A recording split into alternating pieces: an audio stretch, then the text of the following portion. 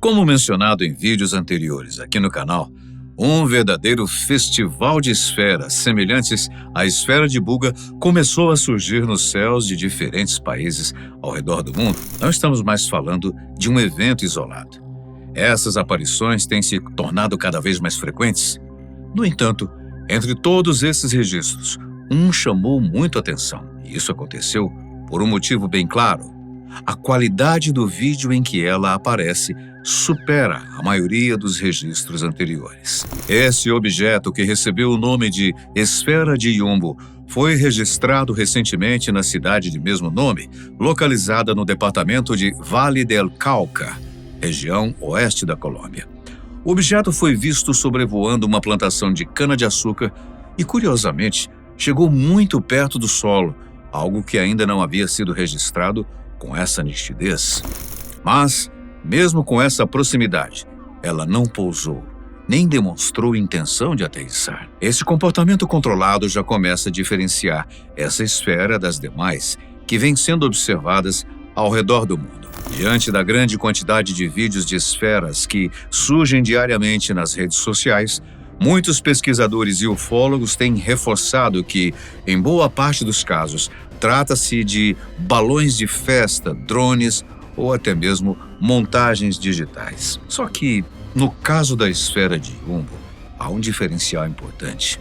Ela realiza movimentos considerados inteligentes, ou seja, não segue um padrão de objetos levados pelo vento. Além disso, o vídeo passou por análises técnicas e especialistas confirmaram que não existem efeitos especiais ou adulterações digitais nas imagens. Essa análise já foi mostrada aqui no canal, no vídeo publicado no dia 12 de junho.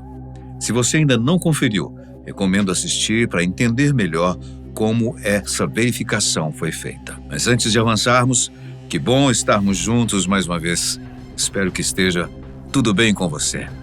Bem, vamos em frente. Um ponto importante a destacar é que, entre todas as esferas que têm sido registradas recentemente, apenas 3 tiveram seus vídeos analisados por especialistas e considerados autênticos: a famosa esfera de Buga, a recém-avistada esfera de Yumbo e um registro feito em Manchester, na Inglaterra, no dia 2 de janeiro deste ano.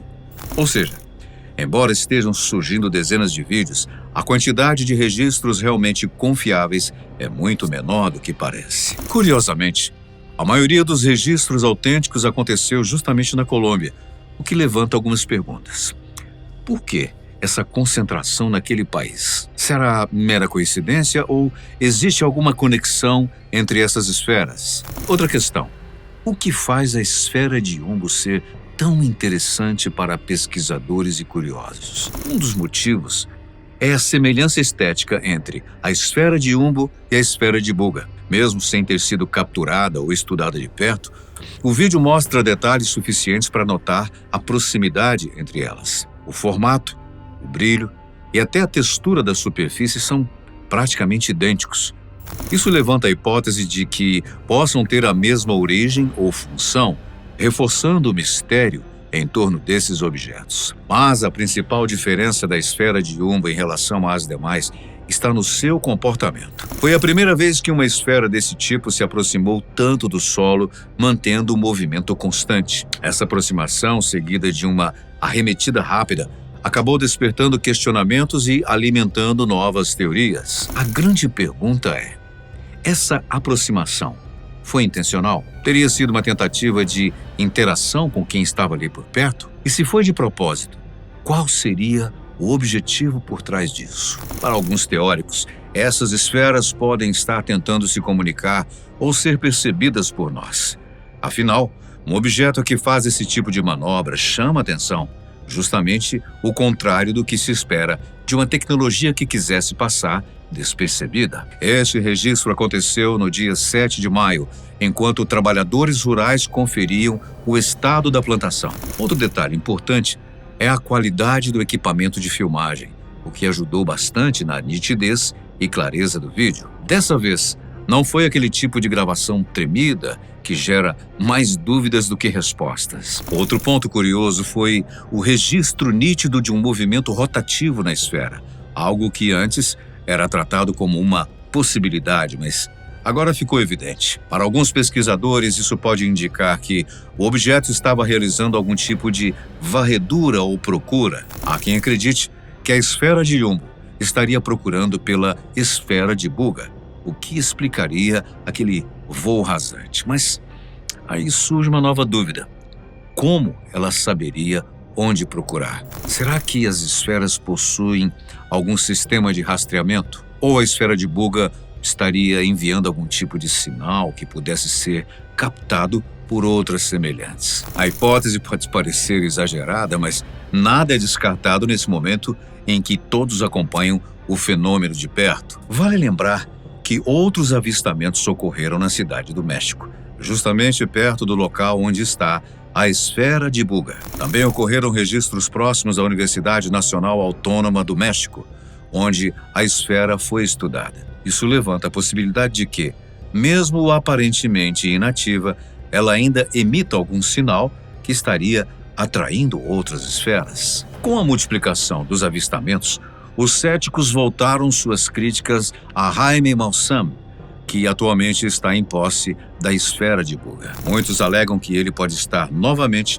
envolvido em fraudes ufológicas, algo que já aconteceu em outras ocasiões. Para afastar suspeitas e dar respostas à comunidade ufológica, Maussan realiza hoje uma coletiva de imprensa na qual revela novas informações sobre as análises da esfera de Buga. Muitas dessas descobertas a gente já trouxe aqui no canal, mas ainda há detalhes inéditos que prometem gerar novas discussões. Sobre a esfera de Buga, o ufólogo Jaime Maussan trouxe a público no dia 9 de maio um documento muito aguardado pelos entusiastas e estudiosos do fenômeno. Trata-se do laudo emitido pela UNAM, resultado de uma série de testes realizados no objeto. Esse relatório, que possui mais de 100 páginas, foi apontado como a grande confirmação de tudo aquilo que já vinha sendo especulado até então. O mais impactante desse documento é a alegação de que praticamente toda a tecnologia empregada na composição da esfera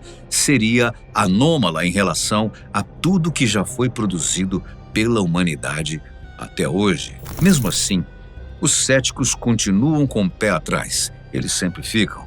E, para ser justo, eles trazem argumentos que merecem ser discutidos dessa vez.